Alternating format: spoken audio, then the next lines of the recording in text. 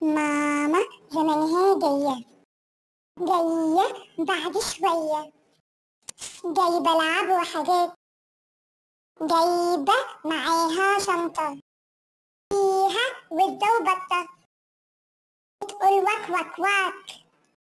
عارف الواد اللي اسمه عادل؟ جه الدكتور وعمل له ايه؟ لقي رجليه كانوا زي الفتلة، بس شوية جوه عينيه راح مديله حقنة كبيرة. عارف اداله الحقنة ليه؟ ما بيشربش اللبن الصبح، إلا أصحابه ضحكوا عليه، وهو من يومها شربه بيكبر واتربى له عضل في ايديه. ماما زمانها جاية بعد شوية، جايبة لعب وحاجات، جايبة معاها شنطة فيها وزة وبطة، بتقول وك وك وك. عارف الواد اللي اسمه عادل؟ جه الدكتور وعمل له ايه؟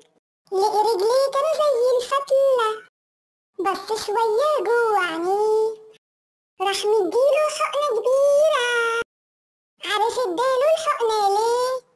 ما بيشربش اللبن الصبح، إلا أصحابه ضحكوا عليه، وهو من يومها شربه بيكبر واتربى له عضل في ايديه.